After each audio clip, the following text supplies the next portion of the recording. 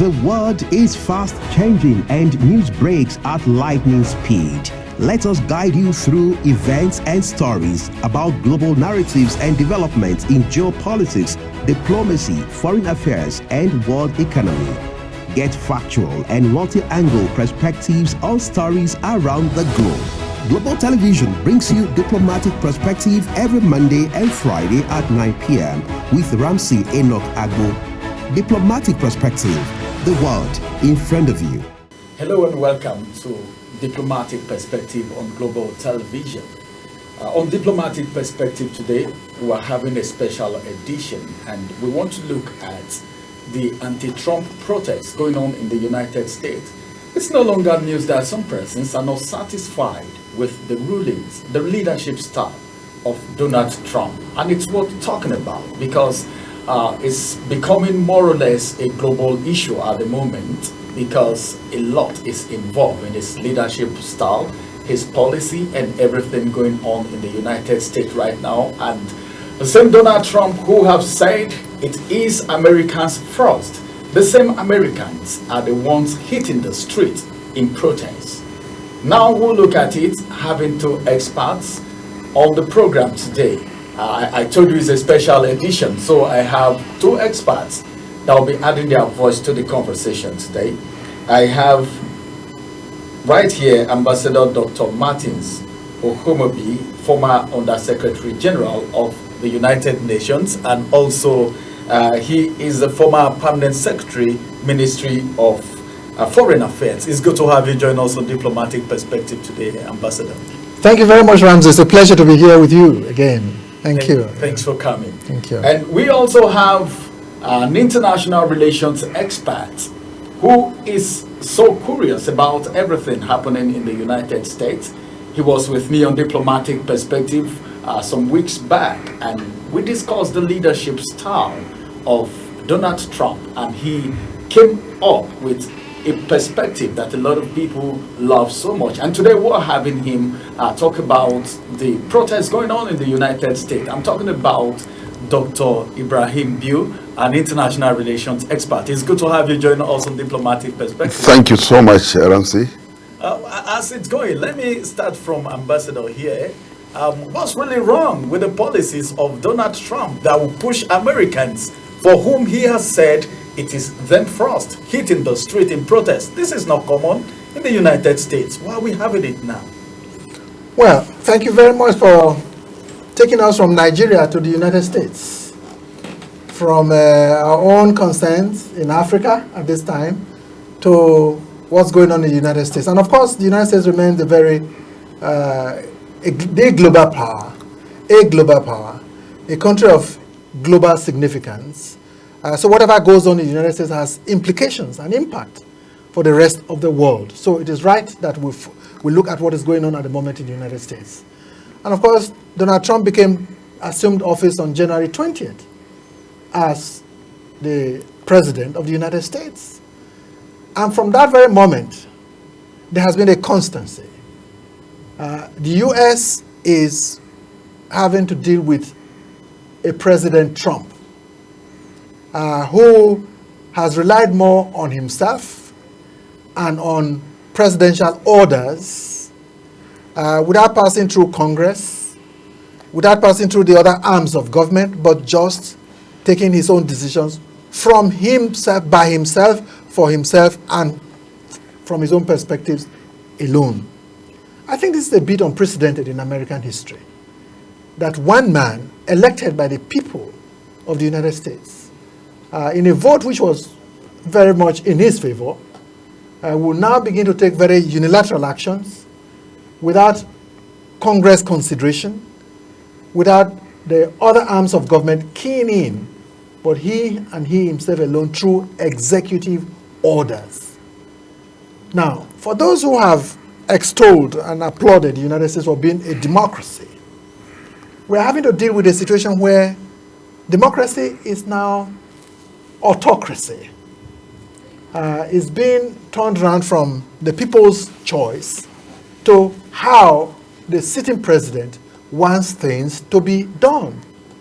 And that must have implications, short-term and long-term, and even medium-term, on not just America, but because what America does affects the world as well, on what is going on in the world at the moment. So, once again, it is right that we should discuss it. It is right that we consider the implications of this. And what is the response now of America? Americans are on the street protesting massively about the person whom a few weeks ago, they elected as their 47th president. Is this democracy? I don't know. All right. I'm coming back to you. We can discuss that, but I think we need to comprehensively look at the situation in America, assess Donald Trump for who he is, and see how this fares, both in the long term, medium term, and short term, for America's place in the global community. And Nigeria and Africa comes in here because we are also global actors, and we are already beginning to see the implications of tariff madness that is sweeping across the rest of the world, globally, not just between America and specific countries, but America has declared tariff war on the rest of the world. All right, hold it for a minute. Let me hold it here. Yes. Let me ask a specific question. From what you have said, Doctor, you heard clearly what the ambassador has said. As it is right now, a lot of people are saying Donald Trump is becoming more like a dictator in the United States. But these are the same people for whom he said everything in America has to be about them first. Do you perceive this might be coming from a place of sentiment? Because as a matter of fact, remember, a particular set of people voted for him, while the other set of people voted for Kamala Harris. So as it is right now, do you see it as some form of sentimental protest? Well, Ramsey, what we are seeing now in America is basically autocracy, dictatorship, one-man show within a period of only 3 months of his second term as President of the United States. It is very important for us at this talk to make our viewers to understand that this started at the end of his first tenure. At the end of his first tenure, there was an election in America where Joe Biden was declared the winner. He refused. Donald Trump refused, which is very unusual in a democratic setup like America. For years that I've known democracy in America, once election is conducted, a president is declared as a winner, the loser will pick his phone and call the president to congratulate him. It did not happen during Donald Trump's first tenure. And that is not what caused the problem. He started the dictatorship. At that time, he mobilized some thugs. I will call them white supremacists. And they invaded the American Congress. For the first time in the history of American democracy, they invaded the Congress, smash windows, kill, destroy things. Nothing happened. When Joe Biden was in charge, all these people that were accused of doing that were prosecuted. Some were jailed. When Donald Trump came for the second term, he said his first assignment as the President of the United States he is going to make sure that all these people that were prosecuted and arrested and detained are freed. And he fulfilled that condition. Now, as His Excellency rightly said, we're seeing an autocracy. We're seeing a one-man's a kind of dictatorship kind of ruling. You know, the Congress is useless, the judiciary useless. All decisions now is executive power being taken at the Oval Office. And that is dangerous to United States, not only to United States, but it's dangerous to the world, because we are seeing a new world order. This man is only 3 months. He's still having about 3 years and more. What is going to happen? But the protest, do you think the protest is the solution? Is that the best way to go? Well, before the protest, before you go to the protest, it's very important for you to understand one thing within these few months that he has been in charge. Even foreign students, if you protest within your university cycle, they will pick you up.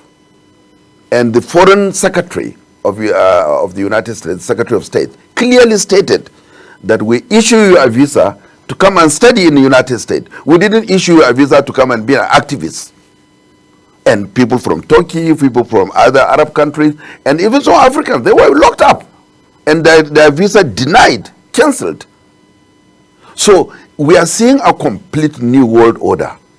And if care is not taken, not only in the United States, it will affect all parts of the world. See what is happening between Ukraine and Russia. See what is happening in the Middle East. So it's like Trump is a power drunk. And unfortunately, people surrounding him are all sycophants. Oh, all right, Doctor, before I get to Ambassador, you made a very salient point concerning students who have gone to the United States to study. Yeah. You know, they went there for a purpose. If you have a child right there in United States that you sent to study, for instance, and you hear that your child is involved in protests, will you be happy about Well, this is a freedom society. They say freedom of speech, freedom of assembly. Understand that. That is in their constitution. And in Nigerian constitution also. You are free to talk your mind. You are free to peacefully demonstrate. So I will not tell my son not to be free. That is a dictatorship. That is not a democracy. A democracy in the constitution of democracy, be it parliamentary democracy or presidential democracy, there is a freedom of speech. There is a freedom for peaceful demonstration. This is in the constitution. So who are you to say that, no, don't do it? All right. And the Secretary of the State, United States Secretary of State, said it clearly. We gave you visa to come and study. Now you are being an activist. That language sounds clearly autocracy. Nothing more than that. All right, about just hold your thought for a minute. Let me get back to Ambassador. Part of the reason why these people are protesting, some persons are suspecting that there might be a trade war because of the trade tariff that Donald Trump has imposed on some countries. You know how it is. If you are imposing this tariff on countries, same country will also impose tariff on your own country too, because we have people, beside the fact that the United States is a world power, they go out to establish their businesses outside the United States too. And this tariff may also affect them from the countries where they are going to invest. Some persons are suspecting that this could lead to trade war or something, especially that of China. You know what it means to impose such a high tariff on China? You know how technologically inclined China is, and you mustn't forget the fight between China and US that has been in existence for a very long time, the struggle for supremacy. What would you have to say about this trade tariff of a thing? Ramsey, I'm a historian, and I won't say too many words on this, and better know it. And this is not just a guesswork. The history of the First World War was preceded by a trade war. The Second World War by the economic depression of the 1930s. Trade war.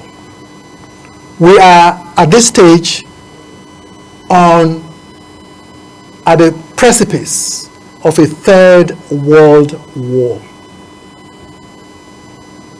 Unless history fails. But if the history that I've given you plays its normal process, there is no doubt. We're already in a trade war. It's not that we are not on the precipice of a trade war. We are on the precipice. We're already in a trade. There's a global trade war that is raging, stirred by Donald Trump's tariffs and what it is causing. I will not be surprised if we are also now on the precipice of a third world war. But let me tell you something. God forbid, if we have a third world war, it will be like none that you have ever seen in the history of humanity. Because there is what is called the mutual assured destruction, MAD. Unlike before the Second World War and the First World War, when you didn't have nuclear weapons. What changed the narrative in the Second World War was the bombing of Hiroshima and Nagasaki and the invention of nuclear equipment by the United States. Now, today, nuclear weapons is now no longer a monopoly of just one country. There are many countries that have nuclear facilities. The big powers, the 5 permanent members of the Security Council, Russia, China, France, Britain, and of course the United States. And many other countries, Israel, Pakistan, Iran, even though it's not obvious, but it's there. So this will be called mutually assured destruction. In a nuclear war, God forbid that there be one, there will be no winner. All of us will lose. Because the nuclear bomb does not discriminate between who is right and who is wrong. So, and this is really now taking it to where history would want us to draw some conclusions from. That is why I think it is very dangerous, the kind of tariffs and the trade war that the United States has started in the presence of the president, who is acting unilaterally, who talks about America first. America first is not a new word. Every president of any country pursues national interest. The essence of diplomatic relations is to advance, promote, and project your own national interest. But we are in a world where no country is a village, is an island to itself. So you must concede that for you to satisfy your own interest, you have to respect the privileges and rights of the others, that you are living in a globalized world, a global village. But I'm sorry that the one we are seeing who is acting in the United States at this time does not recognize the idea of a global village. It is about himself and what he wants to achieve for his country. Now, that is not democracy. That is not the international world. That's not the multipolar world that we all now are supposed to be living in. You cannot dictate when you have elements like climate change, when you have crisis, challenges like terrorism, which are global, when you have crisis where, in a world where technology has reduced all of us. I can sit here and talk to somebody whom I've never met before in Australia. That is 24 hours ago. The world is a small village. We are now more closely knit together. So you cannot live as an island to yourself and think that the world belongs to you and you alone, and think that there will be no crisis. So this is the contradiction that we're dealing with. So you must be able to interpret what is going on along these lines. But Donald Trump has been preaching, before he became the president of the United States, one of the things that he was preaching is ceasefire for countries that are antagonizing, countries that are in war. But now, what do you have to say? Because you're talking about a third world war, if care is not taken. Do you think the president of Donald Trump would want to anything that will result to world war? I don't know how you can, even if he want, I don't think anybody will say, yes, I want a third world war. But your actions speak louder than your voice. If you think that the world belongs to you and you don't need to, you have no ally, Canada becomes your enemy of the United States, and you take policies and decisions that hurt Canada, your European colleagues with whom you have come together over decades in NATO are no longer relevant to you. They're just about you.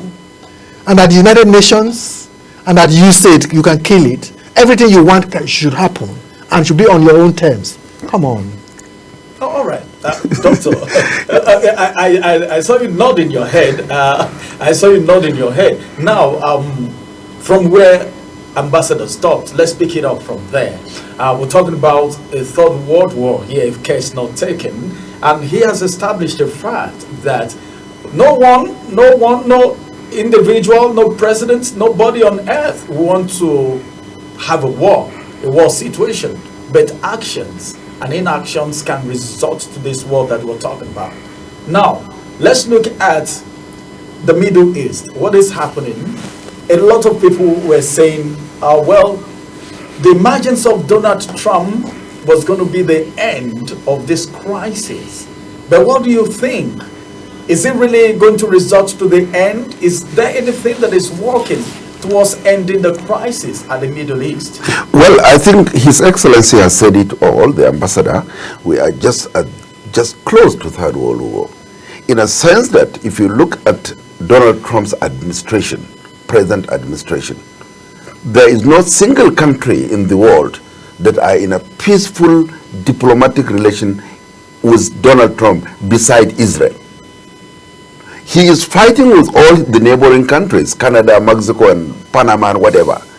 His traditional supporters, the European countries, that they have been in NATO together, Okay. and now they are fighting. Particularly the United Kingdom. The relationship now between the United States and the United Kingdom is bad. So now they are fighting with China. So, I mean, they are fighting with Iran. He is saying he is going to bomb Iran within the 2 months if Iran could not cooperate about his nuclear whatever project. They are going to bomb Iran. They have tried that before with Iraq, and see what Iraq is now all about. The only country in this world now that is romancing with Donald Trump is Israel. And it looks like Israel is now doing whatever he likes. Nobody's, because Donald Trump is behind him. See what they're trying to do. They want to relocate completely Palestine out of the Gaza to another place separately so that they can develop Gaza to their own taste. And this is the Donald Trump and Netanyahu's project. Come on.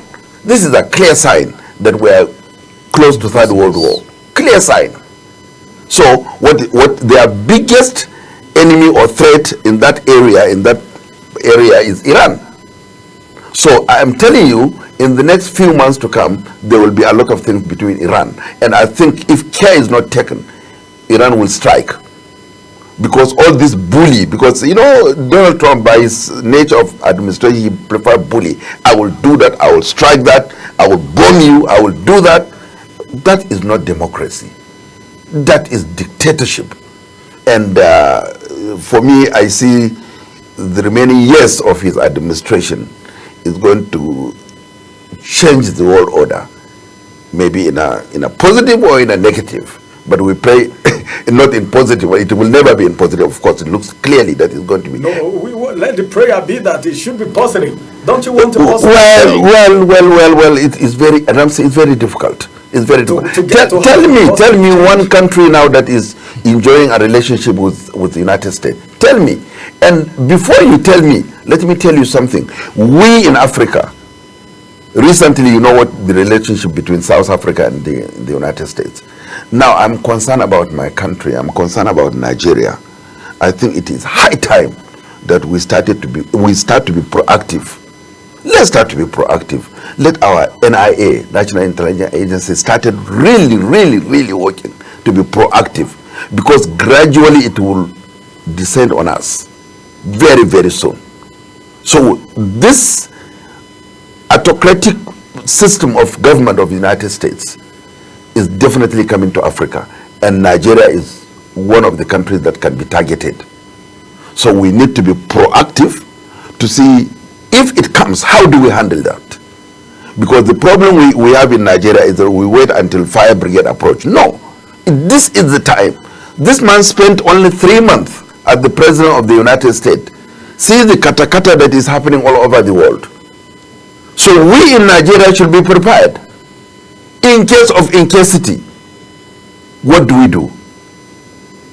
This is very important. All right, that's well spoken. But now, looking at all of this, it's appearing as if Donald Trump is becoming powerful than every other country in the world, as the case may be, maybe because of his style. Now, Ambassador, do we have a solution to all this thing? I wanted to tag it a name, but then for some reason, let me not tag it. All this drama going on already. The United States citizens are on the streets. Even people who are not from the United States are also joining in the protest, like the students who are facing some actions right now. Is there anything that can be done to stop all of this drama coming from the United States president? No, we operate in a sovereign. America is a sovereign country, just like Nigeria is. One cannot advocate anything that is not consistent with international law and order and diplomacy. The crisis that we are facing is that the actor in the United States does not believe in diplomacy, does not respect the sovereignty of nations and the independence of nations, for things that he is in control and everything must be according to his own wish. But it doesn't happen that way in international law. And the consequence is what we are seeing. So what fascinates me most about this conversation is that what do we do as Nigerians? What do we do as Africans? Fortunately, I can bring you the picture. I now read that the screening process is taking place for appointment of ambassadors. We must make sure that we have the right people in those key countries. We've had no ambassadors in our missions, 109 missions that we have outside. We've had no ambassadors in those places. And that has had implications for Nigeria's in diplomatic relations. Even in the United States, we don't have an ambassador that is resident. So who can have access to the highest officer in that country? But at least that is now being corrected. But in terms of being proactive, that my brother here has referred to, we have to seriously consider what of course, I'm sure that our intelligence arms in the Foreign Service and in the national framework are doing what they should do, but they must do what they have to do. In case of an implosion or a possible third world war, is Nigeria ready? What role can Nigeria play? How do Africans respond? What should Africans do? Talking about the third world war, well, I'm not saying that there must be. I am saying that it is a possibility if history is to be taken into account. Of course, nobody wants a war, because the consequences of a third world war today will be more devastating than anyone could have conceptualized in history, in human history, because we've never fought a nuclear war, and this will be a nuclear war. And as I said earlier, a nuclear war, I'm not just being alarmist. A nuclear war, there are no winners. Everybody is a loser. But all these countries, they won't say it in public, are preparing. They have emergencies in their systems to avert consequences, devastating consequences. All these countries that have nuclear weapons. Nigeria, we are party to the Nuclear Non-Proliferation Treaty, which the so-called nuclear countries impose on other countries to prevent them from ever having nuclear capacity to be able to resist them diplomatically. All right, Ambassador, time is not on our side. Doctor, on the final note, in just one or two sentences, what's your advice to people in the United States who are protesting? You've already spoken to Nigerians that we need to be proactive. So what's your message for the people in the United States and to the United States President? Well, we have to be prepared for the worst, as His Excellency rightly said, because now it's not about America or Russia having a nuclear. It's so many countries, members of the United Nations Security Council, and even look at countries like Iran, So it is time for us, as he rightly said, for us to be proactive in a country like Nigeria. What is our government doing to protect its own citizens if something like that will happen? Our policymakers should start thinking about that. It's not all about talking about fuel price and small minor things. They have to look at the international arena, what is happening at the international arena, and when it happened, how will they protect us? All right, that's right. When it happens, how will they protect us? That's the big question, because we need to be protected. And it is the right of every Nigerian, whether in Nigeria or at the diaspora, to be protected. Instead of politicking, let's focus on policy making that will shape what is happening right now to the interests of Nigerians. Well, there have been, how do I call it? This is, like Ambassador said, it's not like the discussion is tilted towards the fact that there's going to be a third world war. But then, prevention, they said, is better than cure. So what needs to be done should be done immediately to avert any impending war, because it's going to be disastrous, and it's not something that any country or anyone anywhere would ever pray for, no matter how powerful you think you are. This is going to be the size of Diplomatic Perspective for today. It's so good that we have this robust conversation on Diplomatic Perspective today. Many thanks for joining us, Ambassador. It's always a pleasure to be with you, Ramsey. Thank you. Thank you so much, Doctor, for joining us today on Diplomatic Perspective. Thank you for inviting me, Ramsey. All right, thank you, viewers, for being part of this discussion today. The next edition of Diplomatic Perspective is coming your way loaded. Keep a date with us for the next edition. My name is Ramsey Enoch Agbo. Thank you for joining us. Bye-bye for now. The world is fast changing and news breaks at lightning speed. Let us guide you through events and stories about global narratives and developments in geopolitics, diplomacy, foreign affairs, and world economy. Get factual and multi-angle perspectives on stories around the globe. Global Television brings you Diplomatic Perspective every Monday and Friday at 9 p.m. with Ramsey Enoch Agbo. Diplomatic Perspective, the world in front of you.